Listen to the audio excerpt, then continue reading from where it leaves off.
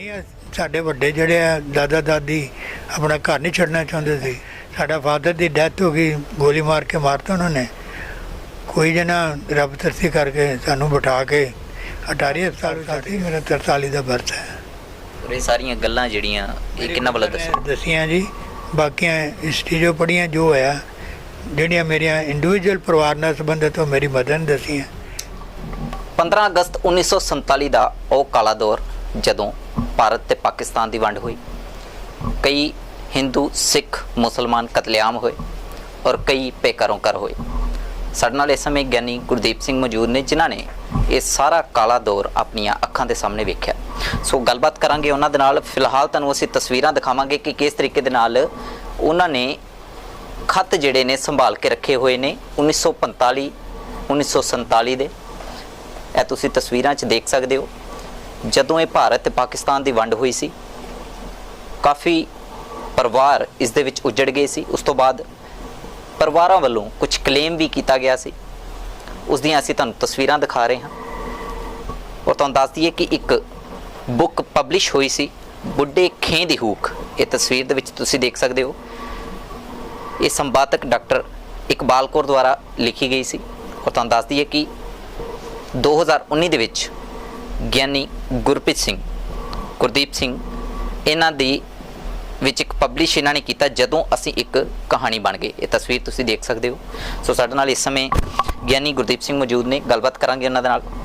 ਸੋ ਮੇਰਾ ਪਹਿਲਾ ਸਵਾਲ ਕਿ 1947 ਦੀ ਉਹ ਵੰਡ ਜਿਹੜੀ ਹੋਈ ਸੀ, ਕਿਸ ਤਰ੍ਹਾਂ ਹੋਈ ਸੀ, ਕਿਉਂ ਹੋਈ ਸੀ ਔਰ ਵਜ੍ਹਾ ਕੀ ਰਹੀ, ਇੰਨਾ ਕਾਲਾ ਦੌਰ ਕਿਉਂ ਵਾਪਰਿਆ? ਦੇਖੋ ਜੀ, ਇਹ ਤਾਂ ਇਤਿਹਾਸਕ ਗੱਲ ਹੈ। ਮੇਰੀ ਤਾਂ ਉਸ ਵੇਲੇ ਉਮਰ ਥੋੜ੍ਹੀ ਸੀ, 4.5 ਸਾਲ ਦੇ ਕਰੀਬ ਸੀ। 43 ਦਾ ਮੇਰਾ ਬਰਥ ਹੈ।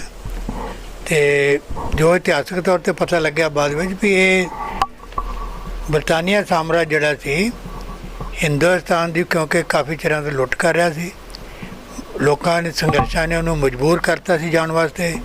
ਜਾਣਾ ਉਹ ਚਾਹੁੰਦਾ ਨਹੀਂ ਸੀ। ਜਾਣ ਲੱਗਿਆ ਉਹ ਇਹੋ ਜਿਹੀ ਪਾਰਟੀਸ਼ਨ ਕਰ ਗਿਆ ਜਿਹਨਾਂ ਦੋਨ ਮੁਲਕਾਂ ਦੀ ਪਾਰਟੀਸ਼ਨ ਕਰਕੇ ਹਿੰਦੁਸਤਾਨ ਨੂੰ 2 ਹਿੱਸਿਆਂ 'ਚ ਵੰਡ ਗਿਆ। ਔਰ ਸਭ ਤੋਂ ਵੱਡੀ ਲਕੀਰਾਂ ਇਹੋ ਜਿਹੀਆਂ ਮਾਰ ਗਿਆ ਜਿਹੜੀਆਂ ਕਿ ਕਦੀ ਕਿਸੇ ਦੁਨੀਆ ਦੇ ਦੇਸ਼ਾਂ ਵਿੱਚ ਇਹੋ ਜਿਹੀ ਲਕੀਰਾਂ ਨਹੀਂ ਹੈ। ਸੋ ਆਜ਼ਾਦੀ ਦੀ ਸ਼ੁਰੂਆਤ ਤਾਂ ਕਾਫੀ ਦੇਰ ਪਹਿਲਾਂ ਹੋ ਚੁੱਕੀ ਸੀ, ਲੇਕਿਨ 15 ਅਗਸਤ 1947 ਹੀ ਕਿਉਂ ਚੁਣਿਆ ਗਿਆ? ਇਹ ਤਾਂ ਇਤਿਹਾਸਕ ਗੱਲਾਂ ਹੀ ਸਾਰੀਆਂ। ਮੈਂ ਕਾਫੀ ਕਿਤਾਬਾਂ 'ਚੋਂ ਪਤਾ ਲੱਗਿਆ ਮੈਨੂੰ ਪੜ੍ਹ ਕੇ ਵੀ ਅਸਲ ਵਿੱਚ 1 ਅਕਤੂਬਰ 1948 ਨੂੰ ਹਿੰਦੁਸਤਾਨ ਦੀ ਆਜ਼ਾਦੀ ਦਾ ਐਲਾਨ ਹੋਣਾ ਸੀ, ਪਰ ਮਾਊਂਟਬੈਟਨ ਉਹਦਾ ਪਲਾਨ ਸੀ ਹਿੰਦੁਸਤਾਨ ਨੂੰ ਕਿਵੇਂ ਕਮਜ਼ੋਰ ਕਰਕੇ ਜਾਣਾ ਔਰ ਹਿੰਦੁਸਤਾਨ ਦੇ ਨਾਲ ਸਾਡੇ ਤਾਲੁਕਾਤ ਠੀਕ ਰਹਿਣ, ਜਿਹੜੀ ਬਾਅਦ ਵਿੱਚ ਸਾਡਾ ਜਿਹੜੀ ਲੁੱਟ ਖਸੁੱਟ ਇੱਦਾਂ ਹੀ ਜਾਰੀ ਰਹੇ। ਉਹਨਾਂ ਨੇ ਇੱਥੇ ਥਿਊਰੀ ਲੈ ਆਂਦੀ ਵੀ ਟੂ ਨੇਸ਼ਨ ਧਰਮ ਦੇ ਆਧਾਰ 'ਤੇ ਹਿੰਦੂ ਸਿੱਖ ਇੱਕ ਪਾਸੇ, ਮੁਸਲਮਾਨ ਇੱਕ ਪਾਸੇ ਹੋ ਗਏ। ਪਰ ਉਹਨਾਂ ਧਰਮ ਦੇ ਆਧਾਰ 'ਤੇ ਵੰਡ ਹੋਈ ਸੀ। ਗਲਤ ਹੋ ਗਈ ਨਾ, ਧਰਮ ਦੇ ਆਧਾਰ 'ਤੇ ਵੰਡ ਹੋ ਗਈ। ਮੁਸਲਮਾਨਾਂ ਨੇ ਫਿਰ ਜਿਹੜਾ ਜਿਨ੍ਹਾਂ ਪਹਿਲਾਂ ਕਾਂਗਰਸ ਦੀ ਮੁੱਖ ਪਾਰਟੀ ਸੀ, ਕਾਂਗਰਸ ਵਿੱਚ ਰਲ ਕੇ ਸਾਂਝੇ ਹਿੰਦੁਸਤਾਨ ਦੀ ਆਜ਼ਾਦੀ ਵਾਸਤੇ ਲੜ ਰਹੇ ਸੀ। ਜਦੋਂ ਉਹਨਾਂ ਨੇ ਇਹ ਪਲਾਨ ਲੈ ਆਂਦਾ ਅਤੇ ਜਿਨਾਹ ਜੀ ਵੀ ਇਸ ਗੱਲ 'ਤੇ ਮੁਤਫਿਕ ਹੋ ਗਏ ਵੀ ਮੁਸਲਮਾਨਾਂ ਵਾਸਤੇ ਪਾਕਿਸਤਾਨ ਦਾ ਵੱਖਰਾ ਦੇਸ਼ ਚਾਹੀਦਾ। ਜਵਾਹਰ ਲਾਲ ਨਹਿਰੂ ਵੀ, ਜੋ ਕਿਤਾਬਾਂ ਤੋਂ ਇਤਿਹਾਸਕ ਗੱਲਾਂ, ਇਹਨਾਂ ਨੇ ਵੀ ਕਿਹਾ ਵੀ ਸਾਨੂੰ ਵਾਸਤੇ ਵੱਖਰਾ ਦੇਸ਼ ਚਾਹੀਦਾ। ਅਤੇ ਦੋਨਿਆਂ ਦੇ ਵੱਖਰੇ ਦੇਸ਼ ਬਣ ਗਏ। ਉਹ ਅੱਗੇ ਚਾਹੁੰਦੇ ਸੀ, ਵੰਡ ਹੋ ਗਈ। ਇੱਕ ਸਮੇਂ 'ਤੇ ਇਹ ਵੀ ਮੈਂ ਪੜ੍ਹਿਆ ਵਾ ਵੀ ਪੂਰਾ ਪੰਜਾਬ ਹੀ ਪਾਕਿਸਤਾਨ ਜਾਂਦਾ ਸੀ, ਪੂਰਾ ਬੰਗਾਲ ਪਾਕਿਸਤਾਨ ਜਾ ਰਿਹਾ ਸੀ। ਤਾਂ ਮਾਸਟਰ ਤਾਰਾ ਸਿੰਘ ਨੇ ਉਸ ਵੇਲੇ ਇਸ ਨਕਸ਼ੇ ਨੂੰ ਸਾਹਮਣੇ ਰੱਖ ਕੇ ਪਾਕਿਸਤਾਨ ਮੁਰਦਾਬਾਦ ਦਾ ਨਾਅਰਾ ਵੀ ਲਾਇਆ, ਜੋ ਕਿਤਾਬਾਂ 'ਚ ਮੈਂ ਪੜ੍ਹਿਆ। ਜਦੋਂ ਇਹ ਵੰਡ ਹੋਈ ਸੀ ਉਦੋਂ ਪਤਾ ਲੱਗਾ ਸੀ ਕਿ ਕਿਹੜੀ ਜਗ੍ਹਾ ਜਿਹੜੀ ਉਹ ਭਾਰਤ ਦੇ ਵਿੱਚ ਹੋਏਗੀ ਜਾਂ ਕਿਹੜੀ ਜਗ੍ਹਾ ਜਿਹੜੀ ਪਾਕਿਸਤਾਨ 'ਚ ਹੋਏਗੀ? ਇਹ ਮੈਂ ਪਹਿਲਾਂ ਵੀ ਦੱਸ ਚੁੱਕਿਆ, ਪਲਾਨ ਢੰਗ ਸੀ। ਇਹਦੀ ਡੈਕਲੇਰੇਸ਼ਨ ਉਹਨਾਂ ਨੇ ਗੁਪਤ ਰੱਖੀ ਪਲਾਨ ਢੰਗ ਨਾਲ। ਜਿਹੜਾ ਮਾਊਂਟਬੈਟਨ ਸੀ ਨਾ ਵਾਇਸਰਾਏ, ਇਸ ਨੇ ਗੁਪਤ ਰੱਖੀ ਵੀ ਇਹ ਲੋਕਾਂ ਨੂੰ ਪਤਾ ਨਹੀਂ ਲੱਗੇ। ਇੱਕ ਕਮਿਸ਼ਨ ਬਣਾਤਾ 3 ਜੂਨ ਨੂੰ, ਸਰ ਰੈਡਕਲਿਫ ਕਮਿਸ਼ਨ ਜਿਹੜੀ ਉਹਦਾ ਨਾਂ ਸੀ। ਔਰ ਉਹਨੇ ਕਹਿ ਤਾ ਜੀ ਮੈਂ ਫਲਾਣੀ ਤਰੀਕ ਨੂੰ ਤੁਹਾਨੂੰ ਇਹਦੀ ਬਾਉਂਡਰੀ ਕਮਿਸ਼ਨ ਦਾ ਦੇ ਦਿਆਂਗਾ। ਉਹਨੂੰ ਇਹਨਾਂ ਨੇ ਡਿਕਲੇਅਰ ਹੀ ਨਹੀਂ ਕਰਨ ਦਿੱਤਾ ਜਾਣ ਬੁੱਝ ਕੇ। ਔਰ ਉਹ ਇੱਥੋਂ ਤੱਕ ਵੀ 14 ਅਗਸਤ ਨੂੰ ਤਾਂ ਪਾਕਿਸਤਾਨ ਦੇ ਝੰਡੇ ਗੁਰਦਾਸਪੁਰ ਦੀਆਂ 3 ਤਹਿਸੀਲਾਂ 'ਚ ਪਹੁੰਚ ਗਏ। ਔਰ ਜਸ਼ਨ ਮਾਤ ਵੀ ਸਾਡਾ ਇਹ ਪਾਕਿਸਤਾਨ 'ਚ ਆ ਗਿਆ ਇਲਾਕਾ। ਜਦੋਂ ਦੁਬਾਰਾ ਲਾਲਾ ਲਾਲ ਹੋਈ ਤੇ ਫਿਰ 17 ਅਗਸਤ ਨੂੰ ਦੁਬਾਰਾ ਹੱਦਬੰਦੀ ਕਮਿਸ਼ਨ ਨੇ ਡਿਕਲੇਰੇਸ਼ਨ ਤੋਂ ਪਹਿਲਾਂ ਦੀ ਗੱਲ ਹੈ ਕਿ ਜਦੋਂ ਝੰਡੇ ਲੈ ਕੇ ਪਹੁੰਚ ਚੁੱਕੇ 14 ਨੂੰ 15 ਨੂੰ ਆਜ਼ਾਦੀ ਸਾਡੀ 15 ਨੂੰ ਮੰਨਦੇ, ਪਾਕਿਸਤਾਨ ਵਾਲੇ 14 ਨੂੰ ਮੰਨਦੇ। ਉਹ 14 ਨੂੰ ਡਿਕਲੇਅਰ ਹੋ ਗਿਆ ਵੀ ਉਹ ਪਾਕਿਸਤਾਨ ਚਲਾ ਗਿਆ ਇਲਾਕਾ। ਜੋ ਫਿਰ ਦੁਬਾਰਾ 17 ਨੂੰ ਦੁਬਾਰਾ ਉਹਨੇ ਕਿਹਾ ਤੇ ਫਿਰ ਜਿਹੜਾ ਸਾਡਾ ਪਿੰਡ, ਜਿਹੜਾ ਛਾਪਾ ਪਿੰਡ ਜਿਹੜਾ ਉਹ ਪਾਕਿਸਤਾਨ 'ਚ ਆ ਗਿਆ ਤੇ ਉਹ ਜਿਹੜਾ ਹਿੰਦੁਸਤਾਨ 'ਚ ਰਹਿ ਗਿਆ। ਤੇ ਜਿਹੜੇ ਸਾਡੇ ਲੋਕ ਬੈਠੇ ਸੀ ਆਰਾਮ ਨਾਲ, ਫਿਰ ਉਹ ਵੀ ਨੱਠੋ ਭੱਜੀ 'ਚ ਇਹ ਜਦੋਂ ਬਟਵਾਰਾ ਹੋ ਗਿਆ, ਜਦੋਂ ਪਤਾ ਲੱਗ ਗਿਆ ਕਿ ਇਹ ਪਿੰਡ ਜਿਹੜਾ ਪਾਕਿਸਤਾਨ ਦੇ ਵਿੱਚ ਪੈ ਗਿਆ ਜਿੱਥੇ ਤੁਸੀਂ ਰਹਿ ਰਹੇ ਸੀ, ਉਸ ਵੇਲੇ ਕੀ ਹੋਇਆ? ਉਸ ਵੇਲੇ ਹੋਣਾ ਕੀ ਸੀ ਜੀ, ਜਦੋਂ ਪਤਾ ਲੱਗ ਗਿਆ ਦੂਸਰੀ ਕਮਿਊਨਿਟੀ ਨੂੰ, ਕਿਉਂਕਿ ਜਿਹੜੇ ਦੰਗਾਕਾਰੀ ਜਮਾ ਮਜ਼ਹਬੀ ਜਨੂਨੀ ਲੋਕ ਸੀਗੇ, ਚਾਹੇ ਇਸ ਪਾਸੇ ਚਾਹੇ ਉਸ ਪਾਸੇ, ਦੋਨਾਂ ਪੰਜਾਬਾਂ ਵਿੱਚ ਸਾਰੇ ਹੀ ਗਲਤ ਹੋ ਰਿਹਾ ਸੀ। ਅਸੀਂ ਉਸ ਫਿਰਕਾ ਪ੍ਰਸਤੀ ਦੇ ਸ਼ਿਕਾਰ ਹੋਏ, ਜਿਹੜੇ ਇੱਧਰ ਸੀ ਲੋਕ ਉਹ ਇਸ ਫਿਰਕਾ ਪ੍ਰਸਤੀ ਦੇ ਸ਼ਿਕਾਰ ਹੋਏ। ਤੇ ਅਸੀਂ ਆਰਾਮ ਨਾਲ, ਸਾਡੇ ਵੱਡੇ ਰਹਿ ਰਹੇ ਸੀ, ਉਹਨਾਂ ਦੇ ਦਿਮਾਗ ਵਿੱਚ ਉਹ ਗੱਲ ਸੀ ਵੀ ਸਰਕਾਰਾਂ ਬਦਲ ਜਾਣਗੀਆਂ, ਸਰਕਾਰਾਂ ਨਵੀਆਂ ਆ ਜਾਣਗੀਆਂ, ਲੋਕ ਥੋੜ੍ਹੀ ਬਦਲਦੇ ਆ। ਤੇ ਇਸ ਕਰਕੇ ਉਹ ਆਪਣਾ ਘਰ ਕਿਸੇ ਨੂੰ ਨਹੀਂ ਛੱਡਣ ਨੂੰ ਦਿਲ ਕਰਦਾ, ਬੜੀ ਮੁਸ਼ਕਿਲ ਨਾਲ ਘਰ ਬਣਾਇਆ ਹੁੰਦਾ। ਤੇ ਉਹ ਨਹੀਂ, ਸਾਡੇ ਵੱਡੇ ਜਿਹੜੇ ਆ ਦਾਦਾ ਦਾਦੀ ਆਪਣਾ ਘਰ ਨਹੀਂ ਛੱਡਣਾ ਚਾਹੁੰਦੇ ਸੀ। ਤੇ ਜਦੋਂ ਬੜਾ ਔਖਾ ਹੁੰਦਾ ਘਰ ਬਣਾਉਣਾ, ਛੱਡਣਾ ਬੜਾ ਔਖਾ ਹੁੰਦਾ। ਬਿਲਕੁਲ, ਜਦੋਂ ਫਿਰ ਨਹੀਂ ਪੇਚ ਚੱਲੀ, ਲਾਲਾ ਲਾਲਾ ਚਾਲੇ 4 ਚੁਫੇਰੇ ਦੰਗੇ ਸ਼ੁਰੂ ਹੋ ਗਏ। ਫਿਰ ਉਹਨਾਂ ਨੇ ਮੇਰੇ ਪਿਤਾ ਜੀ ਨੂੰ ਕਿਹਾ, ਕਾਕਾ ਤੂੰ ਆਪਣੇ ਇਹ ਬੱਚੇ ਤੇ ਘਰ ਵਾਲੇ ਨੂੰ ਲੈ ਕੇ ਨਾਲ ਦੇ ਪਿੰਡ ਚੱਲ ਜਾ, ਉੱਥੇ ਤੁਸੀਂ ਰਾਤ 1-2 ਦਿਨ ਰਹਿ ਜਾਓ, ਸ਼ਾਇਦ ਠੰਡ ਠੰਡੌਲਾ ਹੋ ਜਾਏ, ਫਿਰ ਤੁਸੀਂ ਵਾਪਸ ਆ ਜਾਓ। ਠੰਡ ਠੰਡੌਲਾ ਕੀ ਹੋਣਾ ਸੀ? ਉਹ ਹੁਣ ਕਹਿਣ ਤੁਸੀਂ ਵੀ ਚੱਲੋ, ਉਹ ਆਉਂਦੇ ਨਹੀਂ ਸੀ। ਫਿਰ ਬਹਿਸਮ ਬਹਿਸੀ ਕਾਫੀ ਹੋਣ ਤੋਂ ਬਾਅਦ ਸ਼ਾਮ ਨੂੰ ਅਖੀਰ ਸਾਡਾ ਪਿਤਾ ਸਾਨੂੰ 2 ਬੱਚਿਆਂ ਭਰਾਵਾਂ ਨੂੰ ਲੈ ਕੇ ਸਾਡੀ ਮਾਂ ਨੂੰ ਤੇ ਨਰੋੜ ਪਿੰਡ ਚਲੇ ਗਏ ਰਾਤ 19 ਅਗਸਤ ਵਾਲੇ ਦਿਨ। ਪਰ ਜਿੰਨੇ ਵੀ ਉੱਥੇ ਰਹਿ ਰਹੇ ਸੀ, ਜਿੱਥੇ ਤੁਸੀਂ ਰਹਿ ਰਹੇ ਸੀ, ਉਸ ਪਿੰਡ ਦੇ ਵਿੱਚ ਲੋਕ ਜਿਹੜੇ ਸੀ ਪਹਿਲਾਂ ਤਾਂ ਪ੍ਰੇਮ ਪਿਆਰ ਨਾਲ ਰਹਿ ਰਹੇ ਸੀ, ਅੱਖਾਂ ਜਿਹੜੀਆਂ ਸੀ, ਨਜ਼ਰਾਂ ਇੱਕਦਮ ਕਹਿ ਦੋ ਕਿ ਬਦਲ ਗਈਆਂ। ਉਹ ਕਿਸ ਤਰ੍ਹਾਂ ਬਦਲੀਆਂ, ਕਿਉਂ ਬਦਲੀਆਂ, ਉਹਦੀ ਵਜ੍ਹਾ ਕੀ ਰਹੀ ਸੀ? ਵਜ੍ਹਾ ਇਹ ਨਹੀਂ ਸੀ, ਆਪਣੇ ਪਿੰਡ ਦੇ ਲੋਕ ਨਹੀਂ ਸੀ ਕਰਦੇ, ਦੂਸਰੇ ਪਿੰਡਾਂ ਦੇ ਬਾਹਰੋਂ ਆਉਂਦੇ ਸੀ, ਉਹ ਉਹਨਾਂ ਕੋਲ ਕਰਵਾ ਰਿਹਾ ਸੀ। ਉਹ ਫਿਰ ਜਿਸ ਵੇਲੇ ਅਸੀਂ ਨਰਵੜ ਆਏ ਹਾਂ ਤੇ ਸਾਨੂੰ ਪਤਾ ਲੱਗ ਗਿਆ, ਸਾਡੇ ਫਾਦਰ ਸਾਡੀ ਸ਼ੁਰੂਆਤ ਕਿੰਨੇ ਕੀਤੀ ਸੀ? ਕਿਉਂਕਿ ਪਤਾ ਲੱਗਾ ਸੀ ਇੱਕ ਟ੍ਰੇਨ ਵੀ ਆਈ ਸੀ ਜਿਸ ਦੇ ਵਿੱਚ ਕਾਫੀ ਲਾਸ਼ਾਂ ਹੈਗੀਆਂ ਸੀ। ਸ਼ੁਰੂਆਤ ਕਿੱਧਰੋਂ ਹੋਈ ਸੀ? ਦੇਖੋ ਜੀ, ਸ਼ੁਰੂਆਤ ਤਾਂ ਦੋਨੇ ਪਾਸੇ ਹੋਈ। ਇਹ ਕੋਈ ਨਹੀਂ ਕਹਿ ਸਕਦਾ ਵੀ ਅਸੀਂ ਨਹੀਂ ਪਹਿਲ ਕੀਤੀ, ਦੋਨੇ ਪਾਸੇ ਹੋਈ। ਕੋਈ ਨਹੀਂ ਮੰਨੇਗਾ ਪਹਿਲ ਇੱਧਰੋਂ ਹੋਈ ਇੱਧਰੋਂ ਹੋਈ। ਯਾਨੀ ਕਿ ਜਿੰਨਾ ਕਸੂਰ ਪਾਕਿਸਤਾਨ ਦਾ ਸੀ ਉਹਨਾਂ ਵੀ ਇੰਡੀਆ ਦਾ ਸੀ। ਬਿਲਕੁਲ ਪਾਕਿਸਤਾਨ ਹਿੰਦੁਸਤਾਨ ਦੀ ਗੱਲ ਨਹੀਂ ਹੈ। ਜਿਹੜੇ ਲੋਕ ਫਿਰਕਾ ਪ੍ਰਸਤੀ ਔਰ ਜਮਾ ਲੁਟੇਰੇ, ਜਮਾ ਸਰਕਾਰ ਚਾਹੁੰਦੀ ਸੀ ਦੰਗੇ ਹੋਣ, ਉਹਨਾਂ ਨੇ ਕਰਵਾਏ, ਉਹ ਸ਼ਿਕਾਰ ਹੋ ਗਏ। ਉਹਦਾ ਸ਼ਿਕਾਰ ਅਸੀਂ ਹੋ ਗਏ, ਅੱਗੋਂ ਸਾਡੇ ਵਰਗੇ ਪਰਿਵਾਰ ਹੋ ਗਏ। ਸਾਡਾ ਤਾਂ ਦੇਖੋ ਤੁਹਾਡੇ ਸਾਹਮਣੇ। ਅੰਮ੍ਰਿਤਸਰ ਕਿਸ ਤਰ੍ਹਾਂ ਪਹੁੰਚੇ? ਅੰਮ੍ਰਿਤਸਰ ਪਹੁੰਚਣ ਦਾ ਸਾਨੂੰ ਜਦੋਂ ਜ਼ਖਮੀ ਹੋ ਗਏ ਹੈ, ਸਾਡਾ ਫਾਦਰ ਦੀ ਡੈਥ ਹੋ ਗਈ, ਗੋਲੀ ਮਾਰ ਕੇ ਮਾਰਤਾ ਉਹਨਾਂ ਨੇ। ਕੋਈ ਜਣਾ ਰੱਬ ਤਰਸੀ ਕਰਕੇ ਸਾਨੂੰ ਬਿਠਾ ਕੇ ਅਟਾਰੀ ਹਸਪਤਾਲ ਵਿੱਚ ਛੱਡ ਗਿਆ। ਅਟਾਰੀ ਹਸਪਤਾਲ ਤੋਂ ਬਾਅਦ 'ਚ ਉਹਨਾਂ ਨੇ ਜਿਹੜਾ ਪ੍ਰਾਇਮਰੀ ਹੈਲਥ ਦੀ ਹੁੰਦੀ ਹੈ ਉਹ ਦੇ ਕੇ ਤੇ ਫਿਰ ਅੰਮ੍ਰਿਤਸਰ ਵੱਡੇ ਹਸਪਤਾਲ ਭੇਜ ਦਿੱਤਾ। ਜਦੋਂ ਇਹ ਸਾਰਾ ਭਾਣਾ ਵਾਪਰਿਆ, ਉਮਰ ਕੀ ਸੀ ਆਪਣੀ? ਮੇਰੀ ਉਮਰ 4.5 ਸਾਲ ਸੀ, ਮੇਰਾ 43 ਦਾ ਬਰਥ ਹੈ। ਇਹ ਸਾਰੀਆਂ ਗੱਲਾਂ ਜਿਹੜੀਆਂ ਇਹ ਕਿੰਨਾ ਵੱਲੋਂ ਦੱਸੀਆਂ ਜੀ, ਬਾਕੀਆਂ ਹਿਸਟਰੀ ਜੋ ਪੜ੍ਹੀਆਂ, ਜੋ ਹੋਇਆ, ਜਿਹੜੀਆਂ ਮੇਰੀਆਂ ਇੰਡੀਵਿਜੂਅਲ ਪਰਿਵਾਰ ਨਾਲ ਸੰਬੰਧਿਤ ਉਹ ਮੇਰੀ ਮਦਰ ਨੇ ਦੱਸੀਆਂ। ਤੁਹਾਡੇ ਸਾਹਮਣੇ ਜਿਹੜੀ ਹੈ ਪੁਸ਼ਤੈਨੀ ਜਿਹੜੀ ਜਾਇਦਾਦ ਹੈ, ਤੁਸੀਂ ਦੱਸ ਰਹੇ ਹੋ ਕਿ ਇਹ ਸਾਰਾ ਜੋ ਵੀ ਤੁਹਾਡੇ ਸਾਹਮਣੇ ਪਿਆ ਹੈ, ਇਹ ਚਿੱਠੀਆਂ ਦਾ ਕੀ ਮਤਲਬ ਹੈ? ਕੀ ਇਹ ਚਿੱਠੀਆਂ ਦਾ? ਜਿਹੜੇ ਸਾਡੇ ਉਸ ਵੇਲੇ ਸਾਡੇ ਆਪਣੇ ਜਿਹੜੇ ਰਿਸ਼ਤੇਦਾਰੀ ਲਹੂ ਦੀ ਸੀ ਉਹ ਤਾਂ ਕੋਈ ਰਹੀ ਨਹੀਂ।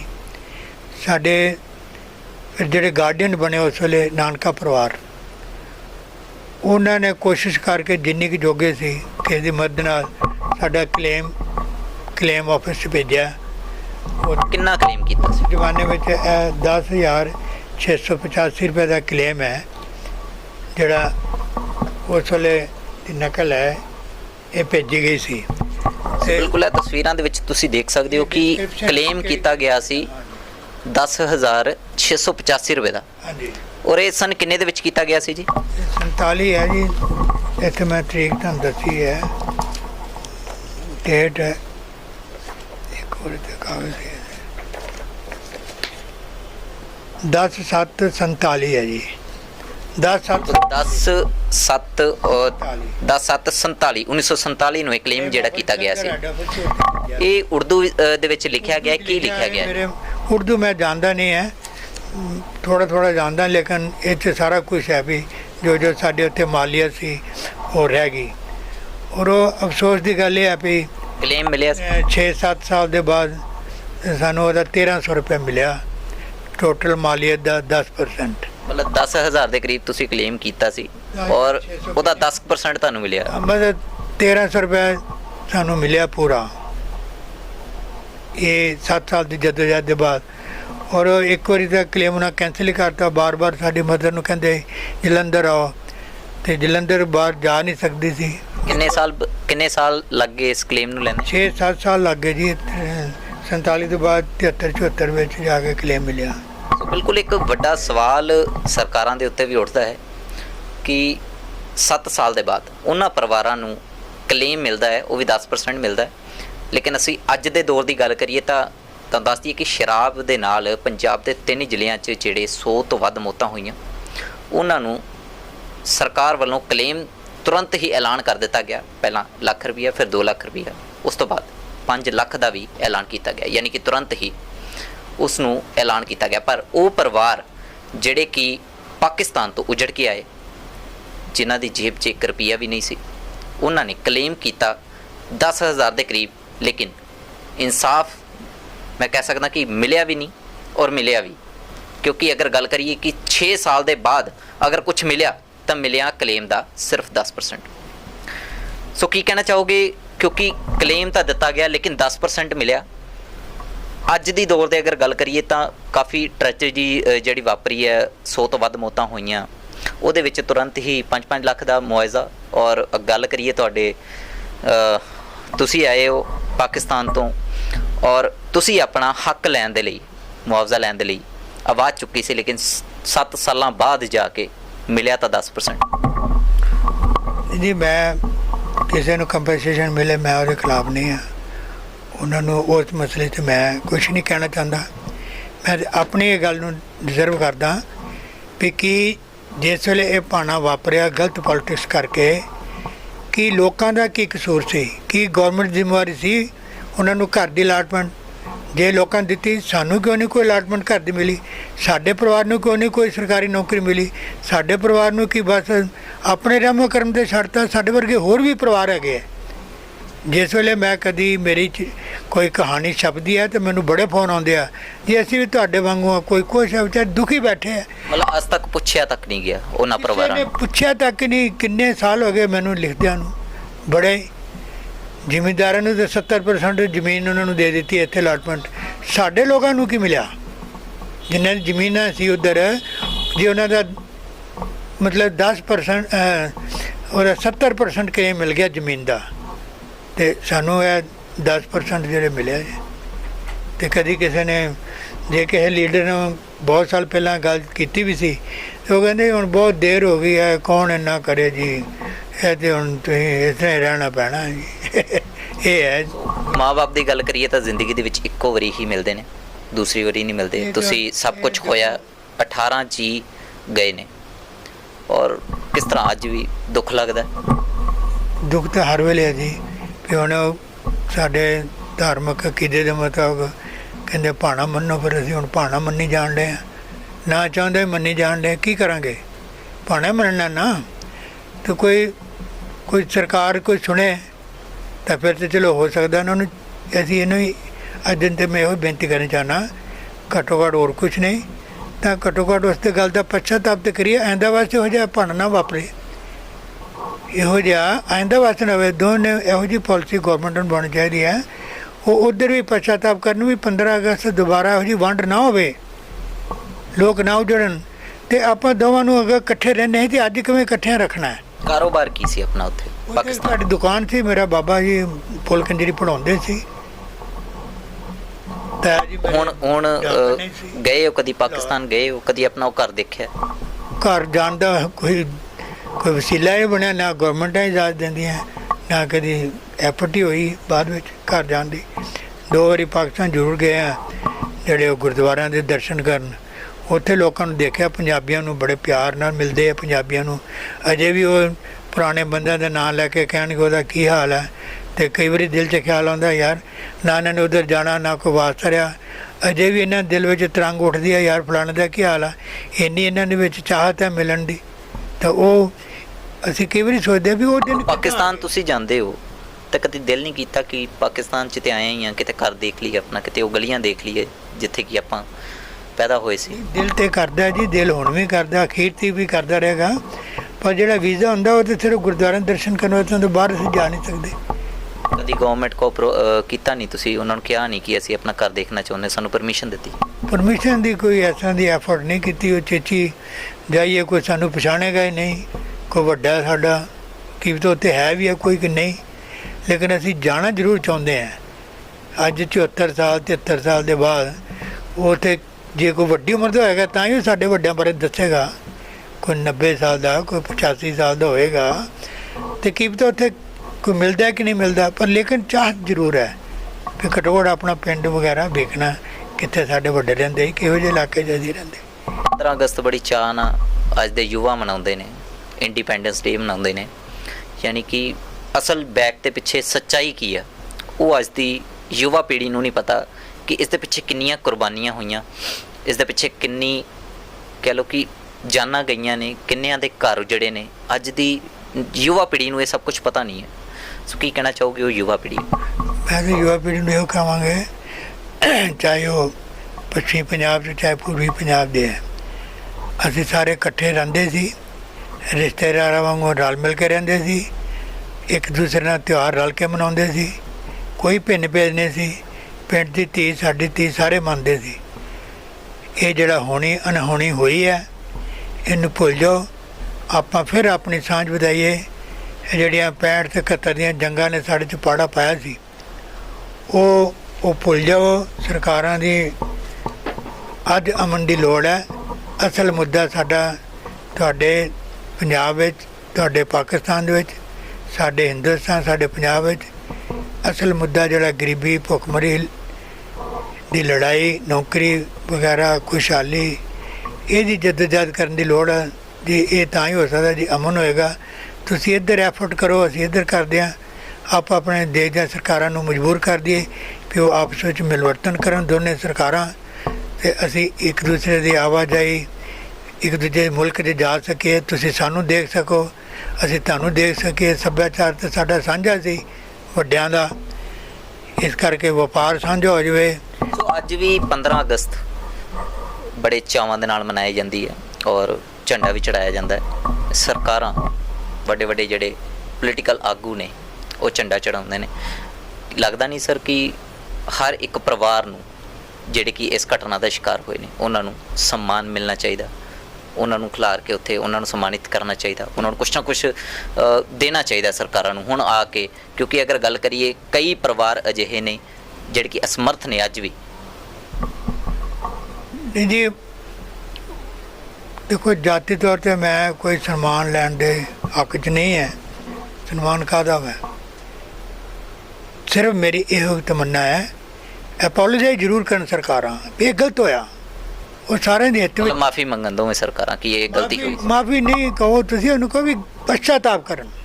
ਮਾਫੀ ਇੱਕ ਹੋਰ ਚੀਜ਼ ਹੈ, ਪਛਤਾਤਾਪ ਕਰਨ ਵੀ ਜੋ ਹੋ ਗਿਆ ਉਸ ਵੇਲੇ ਦਾ ਗਲਤ ਹੋ ਗਿਆ। ਆਇੰਦਾ ਵਾਸਤੇ ਨਹੀਂ, ਆਇੰਦਾ ਵਾਸਤੇ ਅਮਨ ਦੀਆਂ ਜਿਹੜੀਆਂ ਵਾ ਕੋਸ਼ਿਸ਼ਾਂ ਉਹਨਾਂ ਨੂੰ ਜਾਰੀ ਰੱਖੋ। ਗਲਤੀ ਨੂੰ ਫੀਲ ਕਰਨਾ ਚਾਹੀਦਾ ਕਿ ਜੋ 1947 ਦੀ ਘਟਨਾ ਹੋਈ ਹੈ ਉਹ ਸਾਡੀਆਂ ਗਲਤੀਆਂ, ਸਰਕਾਰਾਂ ਦੀਆਂ ਗਲਤੀਆਂ ਕਰਨੀਆਂ, ਗਲਤ ਪਾਲਿਸੀਆਂ ਕਰਨਾ। ਔਰ ਮੈਂ ਇੱਕ ਗੱਲ 'ਤੇ ਬੜਾ ਪ੍ਰਭਾਵਿਤ ਹੋਇਆ ਵੀ ਚਲੋ ਇਸ ਗੱਲ ਦਾ ਯਤਨ ਕਰ ਰਹੇ ਹੈ। ਮੈਂ ਹੁਣੇ ਜੇ ਅਖਬਾਰਾਂ 'ਚ ਪੜ੍ਹਿਆ ਪਾਕਿਸਤਾਨ ਦੇ ਵਿੱਚ 31 ਜੁਲਾਈ ਸ਼ਹੀਦ ਊਧਮ ਸਿੰਘ ਦਾ ਦਿਨ ਨੂੰ ਮਨਾਇਆ ਉਹਨਾਂ ਨੇ, ਬੜੀ ਵਧੀਆ ਗੱਲ ਲੱਗੀ ਹੈ। ਫਿਰ ਉਹ ਸ਼ਹੀਦ ਭਗਤ ਸਿੰਘ ਨੂੰ ਸ਼ਹੀਦ ਦਾ ਦਰਜਾ ਦੇਣ ਵਾਸਤੇ ਲਾਹੌਰ ਦੀ ਕੋਰਟ ਵਿੱਚ ਆਪਣਾ ਜਿਹੜਾ ਉਹਨਾਂ ਨੇ ਕੀਤਾ ਹੋਇਆ ਵਾ ਕੇਸ ਕੀਤਾ ਹੋਇਆ ਪਾਕਿਸਤਾਨ ਦਾ। ਹਾਂ, ਪਾਕਿਸਤਾਨ ਵਿੱਚ। ਨੰਬਰ 2 'ਤੇ ਉਹਨਾਂ ਨੇ ਜਿਹੜਾ ਜਿੱਥੇ ਸੈਂਟਰਲ ਜੇਲ੍ਹ ਭਗਤ ਸਿੰਘ ਨੂੰ ਫਾਂਸੀ ਦਿੱਤੀ ਗਈ ਰਾਜਗੁਰੂ ਸੁਖਦੇਵ ਹੋਰਾਂ ਨੂੰ, ਉਹ ਉੱਥੇ ਉਹਨਾਂ ਨੇ ਚੌਂਕ ਬਣਾਇਆ, ਉਹਦਾ ਨਾਂ ਸ਼ਾਦਮੰਦ ਚੌਂਕ ਹੈ। ਉਹਦੀ ਮੰਗ ਕਰ ਰਿਹਾ ਵੀ ਇਹ ਚੌਂਕ ਦਾ ਨਾਂ ਸ਼ਹੀਦ ਭਗਤ ਸਿੰਘ ਚੌਂਕ ਰੱਖਿਆ ਜਾਵੇ। ਇਹ ਬੜੀ ਵੱਡੀ ਐਫਰਟ ਹੈ। ਇਹ ਮੈਂ ਤਾਂ ਅੱਖੀਂ ਦੇਖ ਕੇ ਆਇਆ ਔਰ ਮੈਂ ਬੜੀ ਉਹਦੀ ਸ਼ਲਾਘਾ ਕਰ ਰਿਹਾ। ਔਰ ਮੈਨੂੰ ਉਮੀਦ ਹੈ ਅਗਰ ਪੰਜਾਬੀ ਲੋਕ ਤੁਰ ਪੈਣਗੇ ਨਾ ਤੇ ਸਰਕਾਰਾਂ ਨੂੰ ਮੰਨਣਾ ਪਏਗਾ।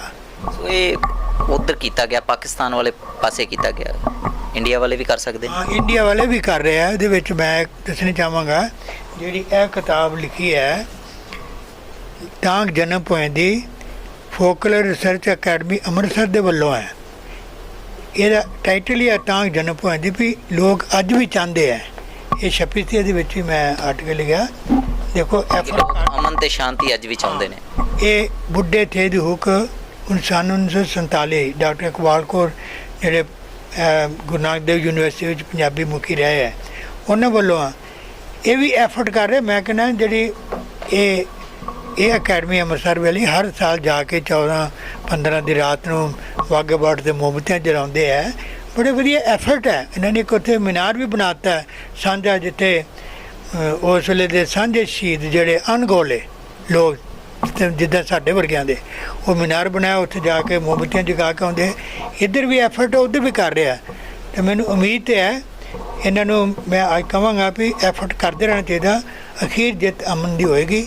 ਅਮਨ ਨਾਲ ਸਾਰੇ ਦੇਸ਼ ਵਸਣ, ਪੰਜਾਬੀਆਂ ਦਾ ਵੀ ਭਲਾ ਹੋਏਗਾ ਅਤੇ ਇੱਧਰ ਦੇ ਪੰਜਾਬ ਦਾ ਉੱਧਰ ਦਾ ਵੀ। ਤੁਸੀਂ ਅੰਮ੍ਰਿਤਸਰ ਜਦੋਂ ਆਏ ਸੀ, ਮਹਿਜ਼ ਤੁਹਾਡੀ ਉਮਰ 4 ਸਾਲ ਸੀ, 3.5 ਤੋਂ 4 ਸਾਲ ਸੀ, ਔਰ ਜਾਇਦਾਦ ਸਾਰੀ ਪਾਕਿਸਤਾਨ ਦੇ ਵਿੱਚ ਰਹਿ ਗਈ। ਲਿਆਂਦਾ ਕੀ ਉੱਥੋਂ? ਕੀ ਜਾਇਦਾਦ ਆਈ? ਕੁਝ ਨਾਲ ਲੈ ਸਕੇ ਜਾਂ ਯਾਦਗਾਰੀ ਦੇ ਤੌਰ ਦੇ ਉੱਤੇ ਕੀ? ਜ਼ਿਆਦਾ ਸਾਡੇ ਆ ਇੱਕ ਰੂਲ ਹੈਗਾ ਜੀ, ਇਹ ਮੈਨੂੰ ਨਾਨਕਿਆਂ ਨੇ ਦਿੱਤਾ ਸੀਗਾ। ਕਹਿੰਦੇ ਕਾਕਾ ਹੋਰ ਤਾਂ ਤੁਹਾਡਾ ਕੁਝ ਨਹੀਂ ਜੇ ਤੁਹਾਡੇ ਕੋਲ, ਅਤੇ ਆਹ ਹੈਗੀ ਜੀ ਆਪਣੀ ਚੀਜ਼ ਲੈ ਲਓ, ਅਮਾਨਤ ਤੁਹਾਡੇ ਵੱਡਿਆਂ ਦੀ ਪਈ, ਮੈਂ ਦੇ ਦਿਓ, ਅਸੀਂ ਇਹਨੂੰ ਸਿਰ ਮੱਥੇ 'ਤੇ ਰੱਖ। ਹੈ ਕੀ? ਇਹ ਮੇਰੇ ਬਾਬਾ ਜੀ ਮੁਨਸ਼ੀ ਸੀ ਨਾ, ਜੀਵਨ ਸਿੰਘ ਉਹਨਾਂ ਦਾ ਨਾਮ ਸੀਗਾ। ਪੁੱਲ ਕੰਜਰੀ ਸਾਰੀ ਉਮਰ ਉਹ ਉੱਥੇ, ਜਿਹਨੂੰ ਹੁਣ ਪੁੱਲ ਮੋਹਰਾ ਕਿਹਾ ਜਾਂਦਾ। ਹਾਂ, ਜਿਹਨੂੰ ਹੁਣ ਪੁੱਲ ਮੋਹਰਾ ਕਿਹਾ ਜਾਂਦਾ, ਉੱਥੇ ਪੜ੍ਹਾਉਂਦੇ ਰਹੇ ਆ। ਉਹ ਬੜੇ ਵਧੀਆ ਇਨਸਾਨਾਂ 'ਚ ਗਿਣੇ ਜਾਂਦੇ ਸੀ ਸਾਡੀ ਫੈਮਿਲੀ। ਅਤੇ ਮੈਨੂੰ ਜੋ ਮੈਂ ਪੜ੍ਹਿਆ, ਈਸ਼ਰ ਸਿੰਘ ਮਜੈਲ ਵਰਗੇ, ਡਾਕਟਰ ਸੂਰਜ ਸਿੰਘ ਵਰਗੇ ਉਹਨਾਂ ਦੇ ਫੈਨ ਸੀਗੇ। ਇਹ ਸਾਰੇ ਇੱਕੋ ਕੈਟਾਗਰੀ ਦੇ ਲੋਕ ਸੀ, ਪ੍ਰੋਗਰੈਸਿਵ ਵਿਚਾਰਾਂ ਦੇ ਲੋਕ ਸੀਗੇ। ਉੱਥੇ ਵਿਚਾਰੇ ਘਰੋਂ ਨਹੀਂ ਨਿਕਲਦੇ। ਕਹਿੰਦੇ ਯਾਰ ਅਸੀਂ ਘਰੋਂ ਕਿੱਥੇ ਜਾਣਾ, ਕੋਈ ਹੁਕੂਮਤ ਆਵੇ ਸਾਡੀ ਕਹਿੰਦਾ ਦੁਸ਼ਮਣੀ ਨਹੀਂ, ਸਾਨੂੰ ਕਹਿੰਦੇ ਇੰਨਾ ਸਤਿਕਾਰ ਮੁਹੱਬਤ ਹੈ, ਨਹੀਂ ਨਿਕਲਦੇ ਸੀ, ਪਰ ਨਿਕਲਣਾ ਪਿਆ। ਇਹ ਸਾਡੀ ਜਾਇਦਾਦ ਸੀ ਆ, ਜਿਹੜੀ ਸਾਨੂੰ ਕਿਸੇ ਨੇ ਦਿੱਤੀ। ਨਿਸ਼ਾਨੀ ਕੋਈ ਲਿਆਈ ਨਹੀਂ। ਇੱਕ ਆ ਮੇਰੇ ਕੋਲ ਪੋਸਟ ਕਾਰਡ ਹੈ ਸਾਨੂੰ, ਕਿਉਂਕਿ ਸਾਡੇ ਫਾਦਰ ਦੀ ਕੋਈ ਚੀਜ਼ ਵੀ ਨਹੀਂ ਸਾਡੇ ਘਰਦਿਆਂ ਦੀ। ਇਹ ਮੈਨੂੰ ਇੱਕ ਰਿਸ਼ਤੇਦਾਰ ਨੇ ਕਿਹਾ, ਤੁਹਾਡੇ ਫਾਦਰ ਨੇ, ਸਾਡੇ ਰਿਸ਼ਤੇਦਾਰ ਨੇ ਉੱਥੇ ਗੁਰਦਾਸਪੁਰ ਜ਼ਿਲ੍ਹੇ 'ਚ, ਉਹਨਾਂ ਨੇ, ਮੇਰੇ ਪਿਤਾ ਜੀ ਨੇ, ਲਾਭ ਸਿੰਘ ਹੋਰਾਂ ਨੇ ਛਾਪਾ ਪਿੰਡ ਤੋਂ 23/8/45 ਨੂੰ ਖੱਤ ਲਿਖਿਆ ਸੀ। ਇਹ ਅੰਗਰੇਜ਼ ਗੌਰਮੈਂਟ ਦਾ ਖੱਤ ਹੈ, ਪੋਸਟ ਕੀਤਾ, ਗੁਰਦਾਸਪੁਰ ਗਿਆ ਵਾ। 23/8/1945 ਨੂੰ ਇਹ ਲੈਟਰ ਜਿਹੜਾ ਪੋਸਟ ਕੀਤਾ ਸੀ, ਹਿਸਟੋਰੀਕਲੀ ਲੈਟਰ ਹੈ। ਔਰ ਮੈਂ ਲਿਖ ਦਿੱਤਾ ਅਤੇ ਸਾਡੇ ਵਾਸਤੇ ਹਿਸਟੋਰੀਕਲ ਆ, ਸਾਡੇ ਕੋਲ ਉਹਨਾਂ ਦੀ ਨਿਸ਼ਾਨੀ ਕੋਈ ਨਹੀਂ। ਇਹ ਤਾਂ ਅਸੀਂ ਉਹਨਾਂ ਦੀ ਯਾਦ ਵੇਲੇ ਵੀ ਉਹਨਾਂ ਦਾ ਖੁਸ਼ਖਤ ਕਿੰਨਾ ਵਧੀਆ ਵਾ, ਉਰਦੂ ਕਿੰਨਾ ਖੁਸ਼ਖਤ ਲਿਖਿਆ ਹੋਇਆ, ਅਤੇ ਉਹਨਾਂ ਦੀ ਪਰਸਨੈਲਿਟੀ ਕਿਵੇਂ ਹੋਏਗੀ। ਅਸੀਂ ਤਾਂ ਛੋਟੇ ਹੁੰਦੇ ਤੋਂ ਹੀ ਹੈ। ਬਿਲਕੁਲ। ਅੰਮ੍ਰਿਤਸਰ ਦੇ ਵਿੱਚ ਜਦੋਂ ਤੁਸੀਂ ਆਏ ਸੀ, ਅੰਮ੍ਰਿਤਸਰ ਦੇ ਵਿੱਚ ਤੁਸੀਂ ਸਟੈਂਡ ਕਿਸ ਤਰ੍ਹਾਂ ਕੀਤਾ? ਕਿਉਂਕਿ ਉਮਰ ਛੋਟੀ ਸੀ, ਸਟੈਂਡ ਕਰਨਾ ਔਖਾ ਹੁੰਦਾ। ਸਭ ਤੋਂ ਜ਼ਿਆਦਾ ਮੈਂ ਆਪਣੇ ਨਾਨਕੇ ਪਰਿਵਾਰ ਨੂੰ ਉਹਨਾਂ ਦੀ ਦਾਦ ਦੇਣਾ ਕਈ ਜਨਮਾਂ 'ਤੇ ਕੋਈ ਨਹੀਂ ਭੁੱਲ ਸਕਦਾ। ਜੋ ਉਹਨਾਂ ਨੇ ਕਿਸ ਤਰ੍ਹਾਂ ਸਮਝ ਲਓ, ਰਿਸ਼ਤੇਦਾਰੀ ਕਰਕੇ ਸਮਝ ਲਓ, ਜੋ ਵੀ ਹੈ, ਉਹ ਉਹਨਾਂ ਨੇ ਸਾਨੂੰ ਪੈਰਾਂ ਸਿਰ ਖੜੇ ਕਰਨ ਵਾਸਤੇ ਜਿੰਨੀ ਕੁ ਉਹਨਾਂ ਸਮਰੱਥਾ ਸੀ, ਜਿੰਨੇ ਜੋਗੇ ਸੀ, ਬਹੁਤ ਕੀਤਾ। ਔਰ ਉਹਦੀ ਬਦੌਲਤ ਸਾਨੂੰ ਉਹਨਾਂ ਦੀ ਸਿੱਖਿਆ, ਉਹਨਾਂ ਦਾ ਸਾਡੀ ਪਾਲਣਾ ਪੋਸ਼ਣ ਚੰਗੇ ਢੰਗ ਨਾਲ ਕੀਤੀ। ਅਸੀਂ ਅੱਛੇ ਸੁਸਾਇਟੀ ਦੇ ਲੋਕਾਂ ਨਾਲ ਬਹਿਣ ਖਾਣ ਲੱਗੇ। ਹੌਲੀ ਹੌਲੀ ਸਮਾਂ ਬੀਤਦਾ ਗਿਆ। ਅਗਾਂਹ ਬੱਚੇ ਅੱਜ ਅਗਰ ਮੌਕਾ ਮਿਲੇ ਪਾਕਿਸਤਾਨ ਜਾ ਕੇ ਸਭ ਕੁਝ ਦੇਖਣ ਦਾ, ਆਪਣਾ ਉਹ ਘਰ ਦੇਖਣ ਦਾ, ਕੀ ਜਾਣਾ ਪਸੰਦ? ਮੌਕਾ ਮਿਲੇ ਤਾਂ ਮੈਂ ਜ਼ਰੂਰ ਜਾਵਾਂ। ਮੇਰੀ ਖਾਸ ਅਖੀਰ ਤੀ ਕੀ ਹੋ ਰਹੇਗੀ। ਇੱਕ ਵਾਰੀ ਮੇਰੀ ਖਾਸ ਜਿਹੜੀ ਪੂਰੀ ਹੁੰਦੀ ਵੀ ਨਜ਼ਰ ਆ ਗਈ ਸੀ, ਪਰ ਉਸ ਵੇਲੇ ਮੈਂ ਪੀਸ ਫਾਊਂਡੇਸ਼ਨ ਦੇ ਬਿਲਡਿੰਗ ਪੀਸ ਫਾਊਂਡੇਸ਼ਨ ਦੀ ਸੁਸਾਇਟੀ ਜਿਹੜੀ ਹੈ ਉਹਦੇ ਵਿੱਚੋਂ ਇੱਕ ਡੈਪੂਟੇਸ਼ਨ ਦੇ ਤੌਰ 'ਤੇ ਗਿਆ ਸੀਗਾ। ਅਤੇ ਉਹਨਾਂ ਨੇ ਮੈਨੂੰ ਆਪਣਾ ਪਿੰਡ ਦਿਖਾਉਣ ਵਾਸਤੇ ਕਿਸੇ ਨੂੰ ਕਿਹਾ ਵੀ ਸੀ, ਜਦੋਂ ਤੁਹਾਨੂੰ ਤੁਹਾਡਾ ਪਿੰਡ ਕੱਲ੍ਹ ਦਿਖਾ ਦੇਣਗੇ।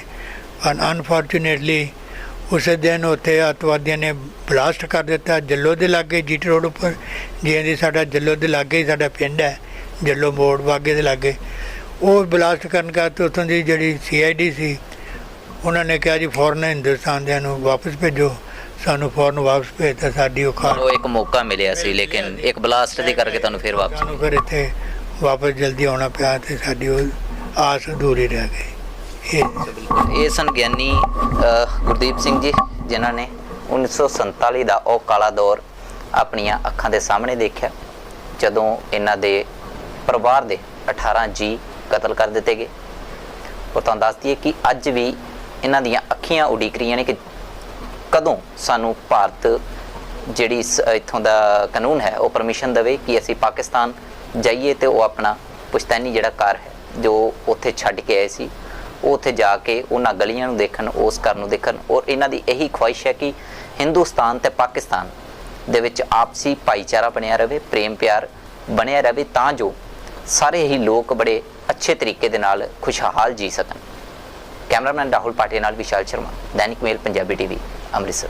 ਚਮਤਕਾਰ ਹੁੰਦੇ ਨੇ, ਦੇਖੋ ਆਪਣੀਆਂ ਅੱਖਾਂ ਸਾਹਮਣੇ। 3 ਘੰਟੇ 'ਚ ਹਰ ਪਰੇਸ਼ਾਨੀ ਦਾ ਹੱਲ ਪਾਓ। 7 ਇਲਮਾਂ ਦੇ ਮਾਹਿਰ ਦਿਵਾਂਸ਼ੂ ਜੋਸ਼ੀ। ਮੇਰੇ ਕੀਤੇ ਨੂੰ ਕੋਈ ਕੱਟ ਨਹੀਂ ਸਕਦਾ, ਕੱਟਣ ਵਾਲੇ ਨੂੰ ਮੂੰਹ ਮੰਗਿਆ ਇਨਾਮ। ਪਰੇਸ਼ਾਨੀ ਜਿਵੇਂ ਮਨਚਾਹਾ ਪਿਆਰ, ਪਤੀ ਪਤਨੀ ਚੰਬਣ, ਕਾਲੇ ਜਾਦੂ ਦਾ ਖਾਤਮਾ, ਬਿਮਾਰੀ ਦਵਾ ਨਾ ਲੱਗਣਾ, ਵਸ਼ੀਕਰਨ ਕਰਵਾਓ। ਜਿਸ ਨੂੰ ਚਾਹੇ ਉਸ ਨੂੰ ਆਪਣੇ ਵਸ 'ਚ ਕਰੋ। ਲਾਟਰੀ ਨੰਬਰ ਪਾਓ, ਭਾਵੇਂ 649 ਹੋਵੇ ਜਾਂ ਲੋਟੋ ਮੈਕਸ। ਧੋਖੇਬਾਜ਼ ਪ੍ਰੇਮੀ ਪ੍ਰੇਮਿਕਾ, ਸੌਤਨ ਦੁਸ਼ਮਣ ਨੂੰ ਆਪਣੀਆਂ ਅੱਖਾਂ ਸਾਹਮਣੇ ਤੜਫਦਾ ਵੇਖੋ। 7082844950। पंडित MK शर्मा। फीस नहीं इनाम लवांगा, ਧੋਖਾ ਨਹੀਂ ਕੰਮ ਕਰਾਂਗਾ। ਮਾਤਾ ਰਾਣੀ ਨੇ ਚਾਹਿਆ ਤਾਂ ਖੂਨ ਦੇ ਹੰਝੂ ਨਹੀਂ ਆਉਣ ਦੇਵਾਂਗਾ। ਪੰਡਿਤ ਮੌਲਵੀ ਤੋਂ ਵਿਸ਼ਵਾਸ ਖੋ ਚੁੱਕੇ ਇੱਕ ਵਾਰ ਜ਼ਰੂਰ ਅਜ਼ਮਾਓ। ਪੰਡਿਤ MK ਸ਼ਰਮਾ। ਪ੍ਰੇਮੀ ਪ੍ਰੇਮਿਕਾ ਨੂੰ ਮਿਲਾਉਣਾ, ਸੌਤਨ ਦੁਸ਼ਮਣ ਤੋਂ ਛੁਟਕਾਰਾ, ਵਿਦੇਸ਼ ਯਾਤਰਾ 'ਚ ਰੁਕਾਵਟ, ਮਾਤਾ ਪਿਤਾ ਨੂੰ ਮਨਾਉਣਾ। ਇੱਕ ਵਾਰ ਮਿਲਾਓ, ਫੋਨ ਤੇ ਜ਼ਰੂਰ ਅਜ਼ਮਾਓ ਆਪਣੀ ਕਿਸਮਤ। ਕਰੋ ਸੰਪਰਕ 9779395956।